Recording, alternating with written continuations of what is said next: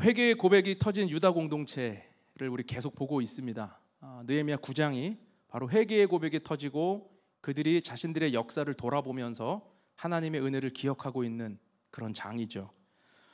자신들이 당한 어려움과 고난이 하나님을 떠나고 하나님의 은혜를 잊어버린 것과 무관하지 않다라는 것이 깨달아진 백성들이 회개하기 시작하고 하나님의 은혜를 기억하기 시작한 것입니다. 다시는 하나님을 잊어버리는 죄를 반복하지 않겠다라고 하는 믿음이 이 안에 포함되어 있는 거죠. 우리는 지난주에 출애굽 광야 시대의 은혜를 살펴보았습니다. 오늘은 가나안 정복의 은혜와 사사 시대의 은혜를 살펴보려고 합니다. 구약 성경에서는 이 부분이 여호수아서와 사사기 이 두 부분으로 나누어지거든요. 그런데 여호수아와 사사기는 모두 가나안을 배경으로 하고 있지만 내용은 완전 다릅니다.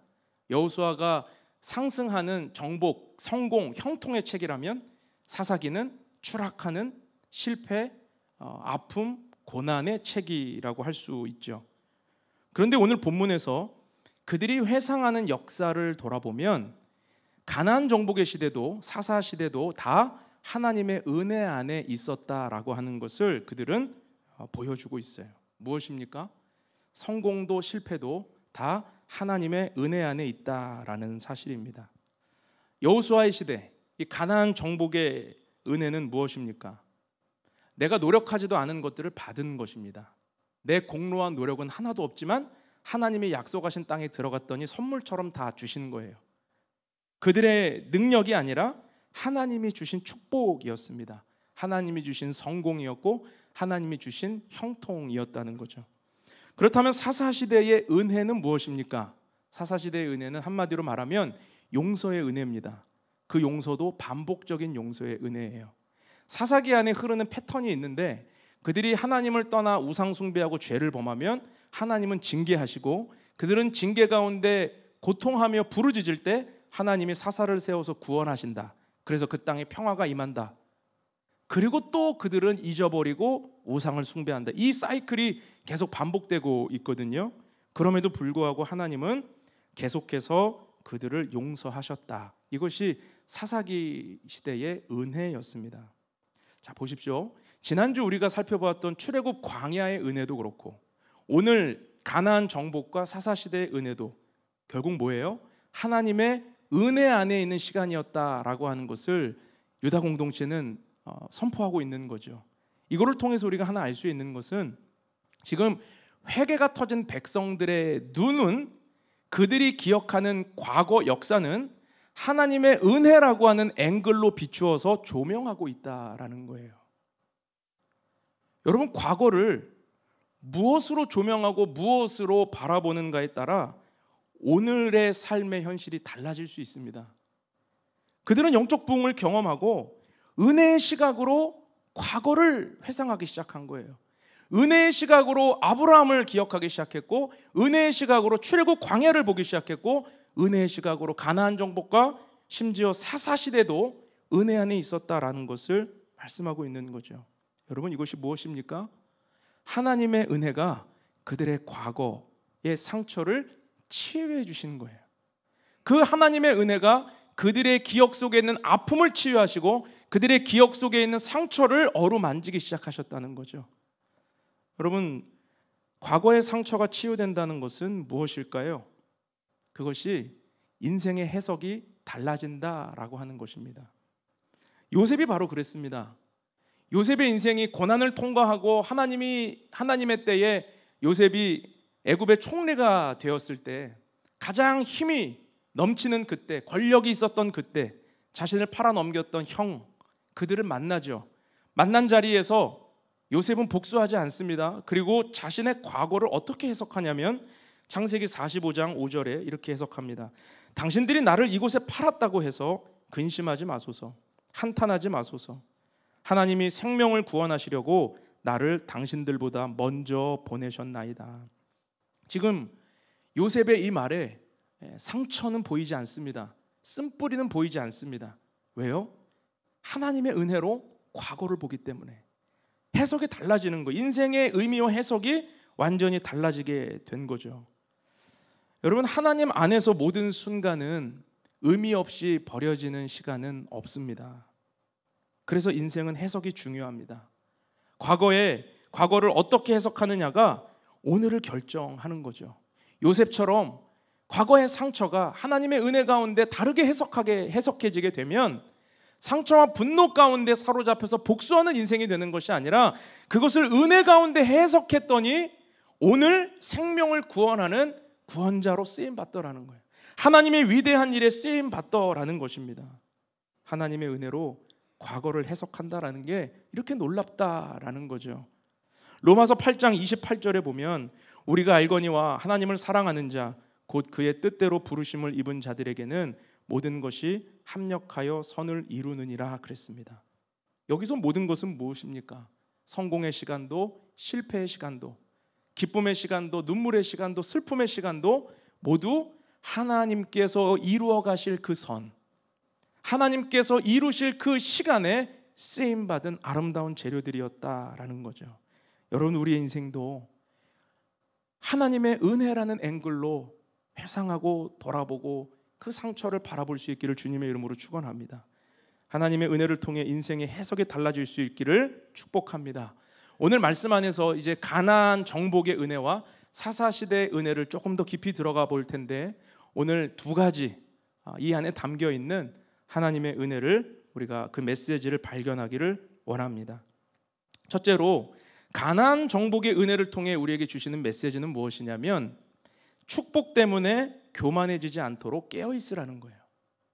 오늘 24절에서 25절 말씀 우리 한 번 더 같이 읽겠습니다. 시작. 그 자손이 들어가서 땅을 차지하되 주께서 그 땅 가나안 주민들이 그들 앞에 복종하게 하실 때에 가나안 사람들과 그들의 왕들과 본토 여러 족속들을 그들의 손에 넘겨 임의로 행하게 하심에 그들이 견고한 성읍들과 기름진 땅을 점령하고 모든 아름다운 물건이 가득한 집과 판 우물과 포도원과 감람원과 허다한 과목을 차지하여 배불리 먹어 살찌고 주의 큰 복을 즐겨 싸우나. 자, 가나안 정복의 은혜는 너무 놀라웠습니다. 하나님이 약속하신 땅에 들어가니까 여러 왕들이 굴복합니다. 모든 족속들이 자기 임의대로 할 수 있게끔 굴복하는 거예요. 하나님이 주신 힘 때문이죠. 그들이 탁월한 능력을 갖추어서가 아니었습니다. 하나님이 주신 힘으로 그렇게 할 수 있었다는 거죠. 그런데 25절에 보니까 그들에게 주어진 것들이 다 뭐예요? 내 노력과 공로는 없는 것들이에요. 자, 보세요. 누가 건설해 놓은 견고한 성읍이 주어집니다. 누가 일궈 놓은 기름진 땅이 주어졌어요. 누가 건축해 놓은 집도 받았습니다. 집 안에 들어갔더니 모든 아름다운 것들이 다 풀 세팅되어 있어요. 그뿐입니까? 누가 파놓은 우물도 얻어요. 포도원과 감람원과 허다한 과목을 받았다라는 거죠. 이 모든 것이 하나님께서 거저 주신 축복이었다. 그래서 그들은 그것으로 뭐라고 말합니까? 살찌고 배불리 먹고 큰 복을 즐겼다라고 말씀하고 있죠. 자, 그런데 하나님이 주신 이 축복, 이 은혜, 거저 주신 것들 가지고 그들의 믿음이 더 견고해지고 더 하나님을 향한 뜨거운 마음이 고백되던가요? 그렇지 않지요. 아이러니하게도 풍족하게 받아 누리게 된 것들 때문에 오히려 하나님과 멀어지고 세상 유혹 가운데 빠져가고 유혹에 넘어지게 되었다. 우상을 숭배하게 되었다라는 거죠. 축복 때문에 교만해지고 축복 때문에 넘어졌다는 거예요. 물론 그들이 가나안에 들어가서 정복하면서 하나님을 처음에는 찬양했을 것입니다.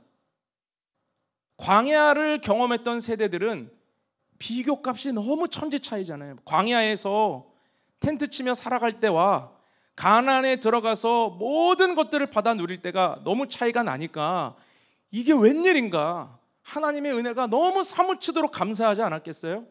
하나님께서 이런 은혜를 베푸시다니 너무 놀랍다, 놀랍다. 매일매일이 놀랍다, 놀랍다. 그런데 시간이 지날수록 그 축복이 무뎌지는 거예요. 시간이 지날수록 내가 누리고 있는 은혜가 당연해지는 거예요. 당연해지니까 감사가 사라지고, 당연해지니까 어느 순간 하나님을 잊어버리고 이거 하나님이 주셨다라고 하는 믿음보다 내 거다라고 하는 마음이 더 커지게 되었다라는 거죠. 여러분, 당연해진다라는 것만큼 무서운 말이 없습니다. 당연해진다. 당연해지면 감사가 사라져요. 당연해지면 기쁨도 사라져요. 당연해지면 헌신도 사라집니다. 당연해지면 내 마음대로 할 수 있다라고 하는 교만에 빠지게 됩니다. 부부 사이도 그렇죠. 저 사람과 한 번만 데이트하면 소원이 없겠다, 이런 마음으로 막 전전긍긍하면서 연락할까 말까 하면서 그렇게 설레는 마음으로 한 번 데이트하니까 하늘을 날아갈 것 같이 기쁘고, 그러다가 연애하게 되고 사귀게 되고 결혼까지 했어요. 근데 당연해지고 살면서 그 감사와 은혜가 당연해지니까 어떻게 돼요? 감사가 사라지고, 그렇지 않습니까? 이 지점에서 자매님들이 분노하는 거 아니에요? 한 번만 만나달라고 애원할 때는 언제고, 뭐가 그렇게 당당한 거야 지금? 아닙니까? 뭐가 그렇게 잘난 거야? 내가 저 인생 만들었는데 막 이런 마음 자매님들이 있잖아요. 우리 집 얘기인가요? 여러분, 뭐가 당연하지? 당연하지. 우리 인생에 하나님이 주신 축복, 여러분 당연한 거 하나도 없죠. 하나님이 내 인생을 붙드시고 하나님이 나를 여기까지 인도하셨다라는 그 축복을 잊어버리면, 그것이 당연해지고 무뎌지면 여러분 교만하게 되는 것입니다. 우리는 기억해야 돼요. 하나님 주신 축복은 어느 하나도 당연하지 않다. 물질도 마찬가지입니다. 하나님이 허락하신 물질이라고 하는 것을 잊어버리고 그것이 당연해지기 시작하면 우리는 하나님의 은혜를 놓치게 되고 교만해지게 됩니다. 그래서 축복이 끝까지 축복이 되려면, 축복이 나를 걸려 넘어지게 하는 것이 아니라 축복이 끝까지 하나님의 축복이 되려면 청지기적 세계관이 필요합니다. 청지기적 세계관이 무엇입니까? 하나님께서 내게 주신 모든 것이 하나님의 것이다. 나는 하나님이 맡겨주신 것을 잠시 맡고 있는 청지기다라고 하는 거죠. 이런 청지기적 세계관을 갖고 있으면 우리는 물질로 넘어지지 않게 될 것입니다. 그래서 청지기적 세계관을 가지고 살면요, 주님의 필요에 반응하는 삶을 살게 됩니다. 교회의 필요에 반응을 하게 되고요, 성도들의 필요에 반응하게 되고, 자기 소유를 공동체를 위해 나눌 줄 알게 됩니다. 선교지의 필요에 반응하고 내 물질을 흘려보낼 수 있는 자리에 서게 되는 거죠. 청지기적 세계관이 없으면 이렇게 할 수 없는 거예요. 청지기적 세계관이 없으면 내가 이 물질의 소유주다라고 하는 교만에 빠지게 됩니다. 그러면 흐르는 인생이 아니라 가두는 인생이 돼요. 고이는 인생이 됩니다. 하나님이 주신 축복을 흘려보내야 되는데 흐르지 않고 고이니까 썩게 되는 거죠. 여러분, 축복이 썩으면 사람은 교만해집니다. 하나님의 은혜가 무뎌지게 되는 거예요. 주신 분에 대한 감사를 잃어버립니다. 축복 때문에 넘어지는 거죠. 여러분, 축복을 어떻게 정의하고 계십니까? 많은 사람들이 축복 그러면 잘 되는 것만 생각합니다. 그리고 물질의 풍요로움과 넉넉함이 축복이다라고 생각을 해요. 그런데 아무리 인생이 넉넉해지고 풍요로워져도 하나님과 멀어진다면, 하나님을 잊어버린다면, 하나님 앞에 청지기가 아니라 내가 소유주다라는 생각으로 살아간다면 그건 축복이 아니라는 거예요. 참된 축복은 물질의 풍요가 아니라 하나님 안에서 누리는 영적인 풍요인 줄로 믿습니다. 요한계시록 3장에 보면요, 성령께서 라오디게아 교회에게 주시는 책망에 나와요. 라오디게아 교회는 어떤 교회였습니까? 차든지 덥든지 하라, 너희가 미지근하여 내가 토해버릴까 하노라, 이렇게 책망받았던 그 교회예요. 그런데 그 교회가 왜 믿음이 이렇게 미지근해졌는가에 대해서 요한계시록 3장 17절에서는 성령께서 이렇게 말씀하십니다. 같이 한번 읽죠. 시작. 내가 말하기를 나는 부자라 부요하여 부족한 것이 없다 하나 내 곤고한 것과 가련한 것과 가난한 것과 눈먼 것과 벌거벗은 것을 알지 못하는도다. 나는 부자라 부요하여 부족한 것이 없다라고 떠드는데 실상은 뭐예요? 곤고하고 가련하고 가난하고 눈멀고 영적 벌거숭이와 같은 자다. 성령께서 이렇게 경고하신다는 거죠. 물질의 풍요에 속아서 하나님을 떠나버린 어리석은 모습이라고 경고하고 있다는 것입니다. 여러분, 우리는 어떻습니까? 하나님께서 내게 주신 축복을 잘 관리하고 계십니까? 때로 하나님은 우리의 능력보다 한 단계 더 많은 것들을 주실 때가 있어요. 내가 내 힘으로 갈 수 없는 자리보다 한 발 더 올라가게 하시는 하나님의 은혜를 우리가 경험할 때가 있습니다. 여러분, 그때 어떤 믿음을 갖고 계세요?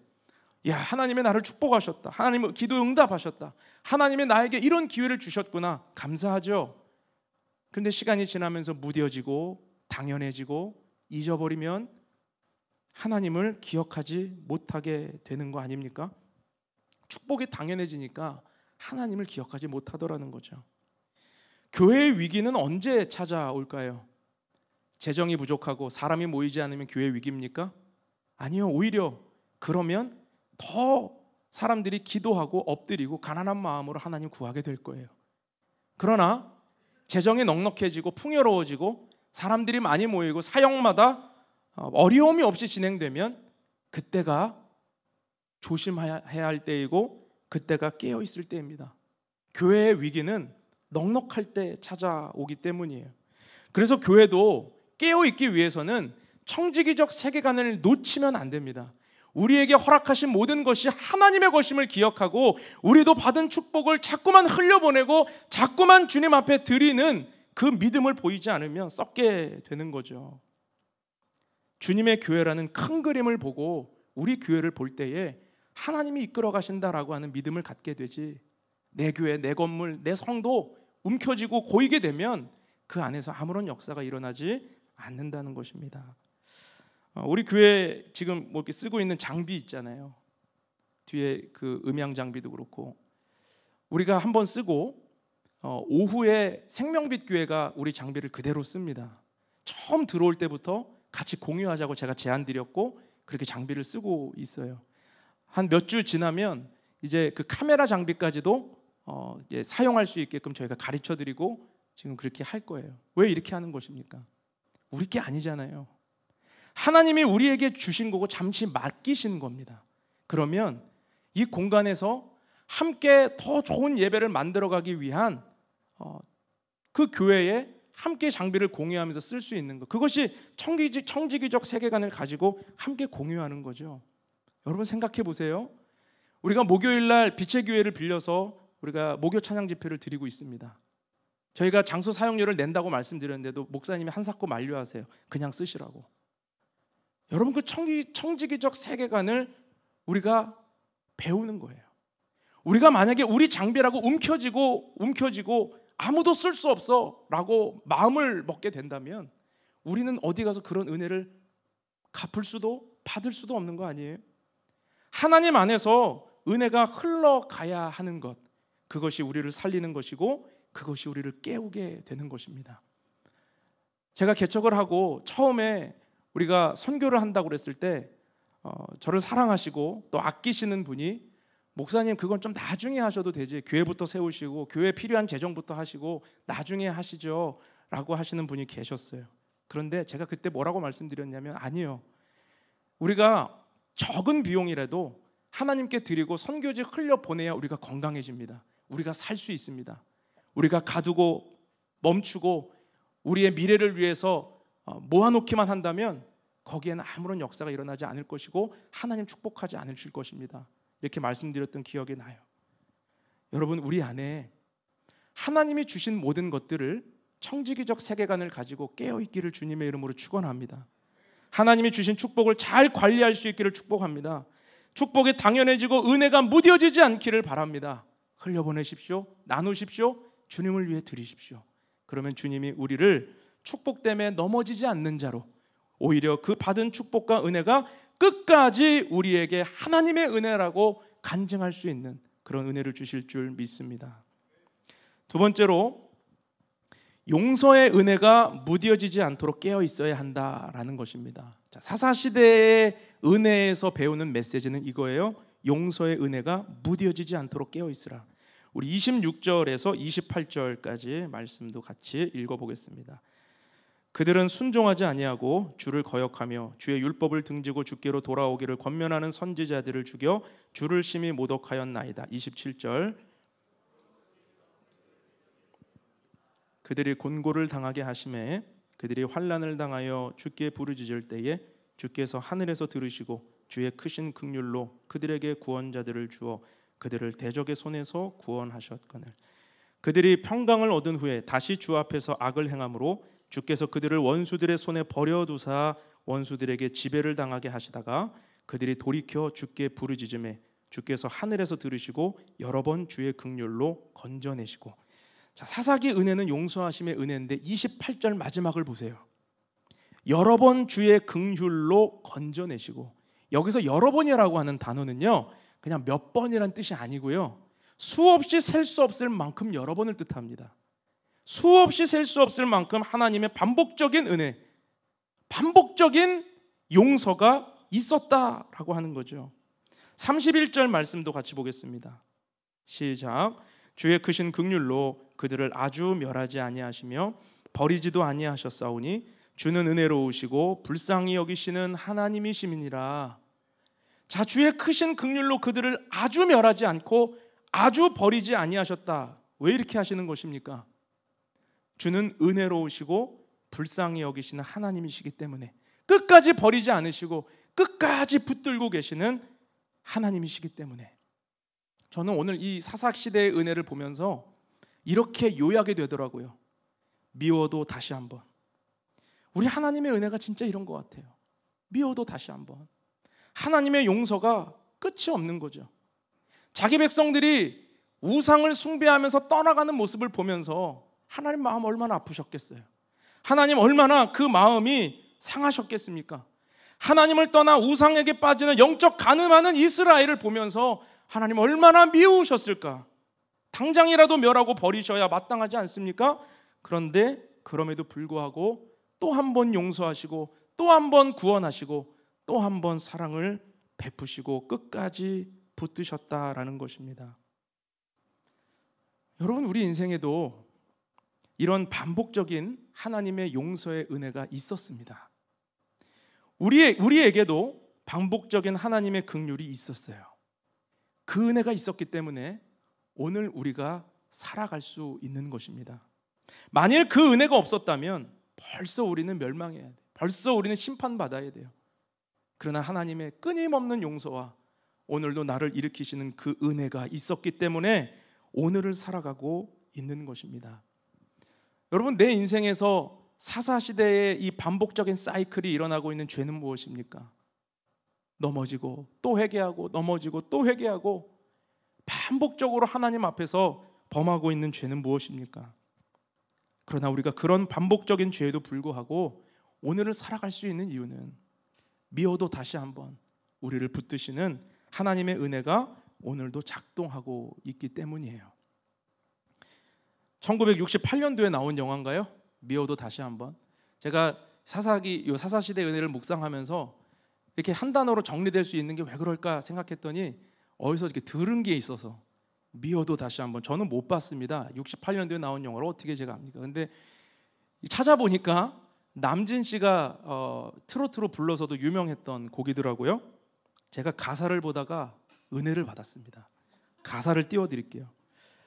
이 생명 다 바쳐서 죽도록 사랑했고 순정을 다 바쳐서 믿고 또 믿었건만 영원히 그 사람을 사랑해선 안 될 사람, 말없이 가는 길에 미워도 다시 한번. 안녕. 아니, 우리 하나님이 우리를 향해 이렇게 사랑하시는 것 같은 거예요. 자, 보세요. 이 생명 다 바쳐 죽도록 사랑했고, 우리 주님 죽도록 사랑하셨어요. 십자가에서 아들을 죽이시면서까지 나를 사랑하셨다고. 순정 다 바쳐 믿고 또 믿었어요.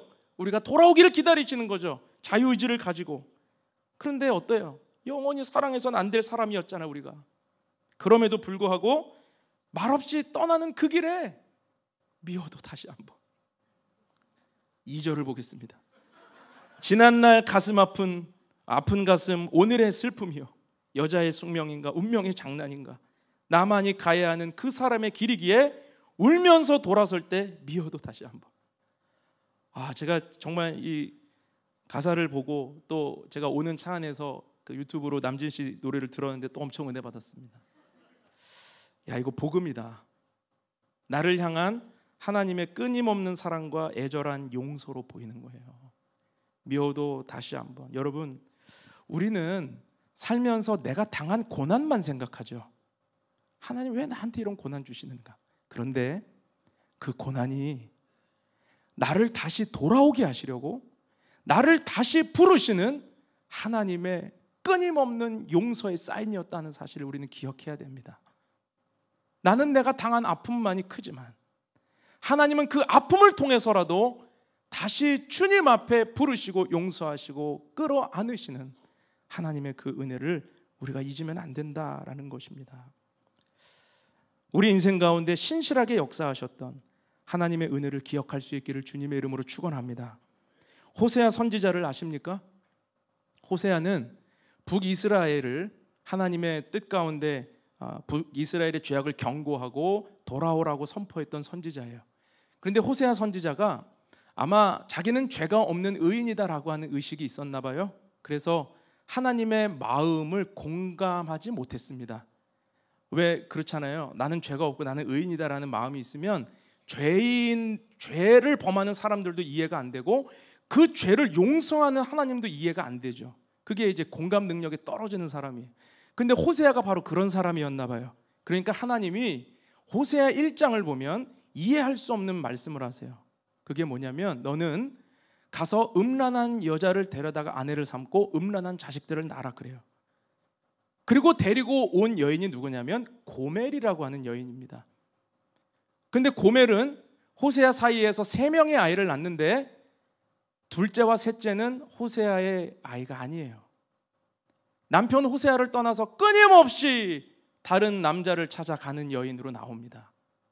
얼마나 호세아가 마음이 뒤틀리겠습니까? 분노하겠습니까? 어떻게 저 여인을 다시 데려올 수 있어요? 어떻게 그 여인을 용서할 수가 있냐고. 근데 하나님이 호세아 3장에서 호세아에게 이렇게 말씀하세요. 호세아 3장 1절에서 3절 말씀 제가 읽어드릴게요. 여호와께서 내게 이르시되 이스라엘 자손이 다른 신을 섬기고 건포도 과자를 즐길지라도 여호와가 그들을 사랑하나니 너는 또 가서 타인의 사랑을 받아 음녀가 된 그 여자를 사랑하라 하시기로 내가 은 15개와 보리 한 호멜 반으로 나를 위하여 그를 사고 그에게 이르기를 너는 많은 날 동안 나와 함께 지내고 음행하지 말며 다른 남자를 따르지 말라 나도 내게 그리하리라 하였노라. 지금 하나님이 뭐라고 말씀하세요? 내가 이스라엘을 사랑하는 것이 바로 이것이다 라고 말씀하시는 거죠. 너는 그 여인을 다시 값을 주고 사와라. 데려와라.